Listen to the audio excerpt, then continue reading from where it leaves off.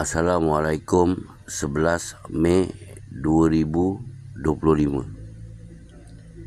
India, Pakistan, Yaman, dunia memerhati untuk saya memerhati teknologi yang mereka gunakan. India, Pakistan berperang. Yang menang China. Macam mana tu? India, Pakistan yang berperang, yang menang China. Pakistan dia menggunakan jet pejuang France, Rafale yang advance teman-teman. Advance, yang terbaik. Tapi jatuh ditembak oleh jet pejuang Pakistan yang menggunakan J-10 yang dimodifikasi sedikit dan berjaya menjatuhkan jet pejuang India. Di China sana orang celebrate apa yang terjadi. Sekarang lepas ni anda nak beli jet pejuang France ke, US ke, jet pejuang China ke, jet pejuang J-10 ni lah yang Egypt beli baru-baru ini, air-to-air missile. Air-to-air missile, long range missile. Dia boleh menembak di atas udara, long range. Daripada jarak jauh dia boleh menembak. Bukan macam movie Top Gun yang kita ditunjuk oleh mereka bagaimana jet pejuang mereka berperang, ikut dia. Tidak, zaman sekarang tidak. Apa yang saya nampak ketika perang Ukraine, permulaan perang Rusia, jika dia nak menjatuhkan bom, dulu mula-mula baru-baru perang 80 km daripada sasaran dia jatuhkan. Pun tak cukup juga, membahayakan jet pejuang dia lagi. Mereka sayang, bukan sayang jet mereka, mereka sayang juruterbang mereka.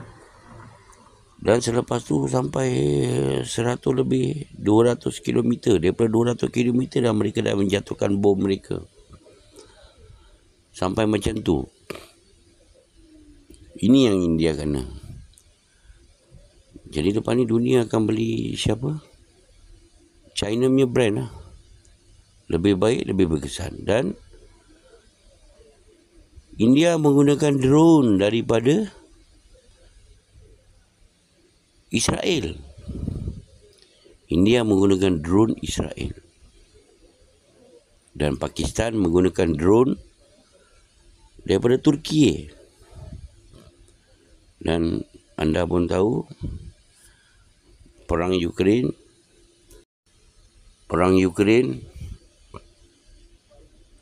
menggunakan drone Turki.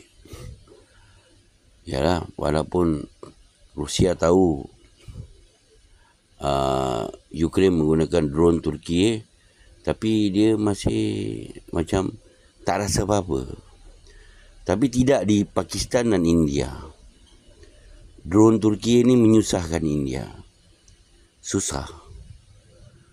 Dan Pakistan menembak jatuh 25 drone yang India pakai, drone Israel.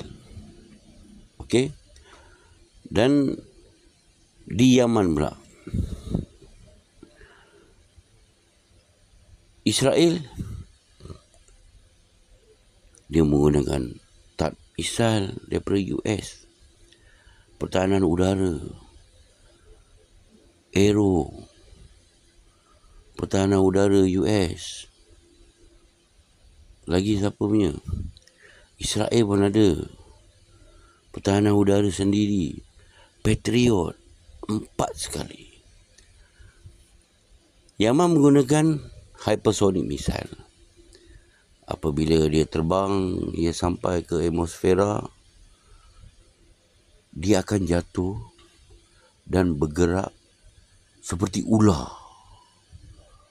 Seperti ular dia jatuh, pergerakan dia. Ini yang menyebabkan susah nak dibaca. Padahal masa mereka lancarkan, mereka nampak.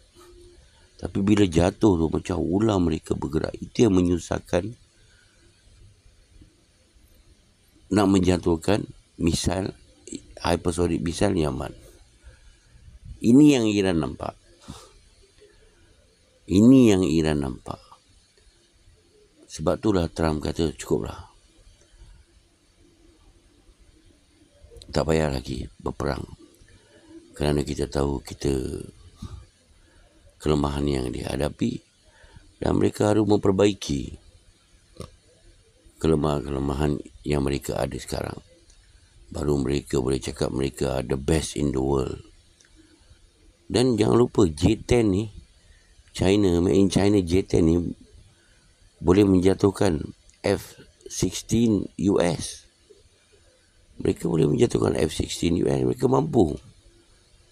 Sebab tu ini yang dunia perhatikan apa yang mereka pakai.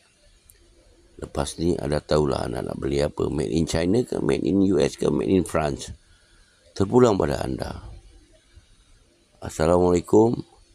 Jangan lupa teman-teman like, share dan subscribe. Hurrah everybody. Selamat bercuti semua.